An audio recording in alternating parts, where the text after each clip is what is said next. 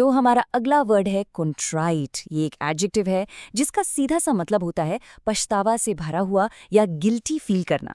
जब आपको अपनी किसी गलती का बहुत गहरा एहसास हो और आप उसके लिए सच में दुखी हों, तब आप कंट्राइट फील करते हैं।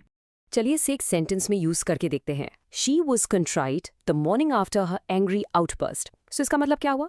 मतलब ये कि गुस्से में चिल्लाने के बाद ना अगली सुबह उसे बहुत पछतावा हो रहा था। बेसिकली वो अपनी गलती के लिए कंट्राइट फील कर रही थी, यानी उसे बहुत ज्यादा अफसोस था। ओके, एक और एग्जाम्पल देखते हैं। The students contrite apology was accepted by the teacher. अब यहाँ कंट्राइट अपॉलजी का मतलब समझिए।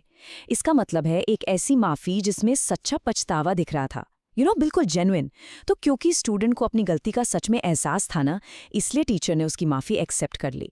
यहाँ सबसे ज़रूरी बात यही है कि माफ़ी दिल से मांगी गई थी। अब एक और काफी इंटरेस्टिंग एग्जाम्पल देखते हैं। A contrite criminal is more likely to receive a lighter sentence.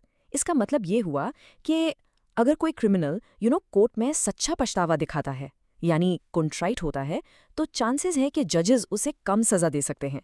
ऐसा इसलिए क्योंकि उन्हें लगता है कि हाँ, इसे अपनी गलती का पूरा एहसास है। तो चलिए अब देखते हैं एक रियल वर्ल्ड एग्जाम्पल, जैसे न्यूज में इस वर्ड का यूज कैसे होता है। The company's CEO issued a contrite statement after the data breach. अब देखिए, जब किसी कंपनी से लोगों की प्राइवेट इंफॉर्मेशन लीक हो जाती है तो उसे डेटा ब्रीच कहते हैं, राइट? तो उसके बाद कंपनी के CEO ने एक कंट्राइट स्टेटमेंट जारी किया। इसका सीधा सा मतलब ये है कि उन्होंने पब्लिकली माफी मांगी और अपनी कंपनी की गलती के लिए बहुत गहरा दुख जताया। चलिए अब आगे बढ़ते हैं और कॉन्ट्राइट के कुछ सिनोनिम्स यानी समानार्थी शब्द और एंटोनिम्स यानी विलोम शब्द देखते हैं।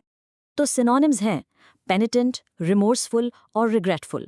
बेसिकली इन सब का मतलब लगभग सेम ही है, पश्चातापी या अफसोस करने वाला। और अब आते हैं इसके एंटोनिम्स पर, यानी इसके ऑपोजिट वर्ड्स। वो हैं अनरिपेंटेंट, यानी जिसे कोई पछतावा ही ना हो। फिर है डिफाइंट, मतलब वो जो अपनी गलती माने ही नहीं बल्कि उस पर अड़ा रहे। और आखिर में प्राउड, यानी घमंडी, जिसे अपनी गलती पर जरा भी शर्मिंदगी ना हो। बस आज के लिए इतना ही। मिलते हैं नेक्स्ट वीडियो में। Happy learning. Bye bye.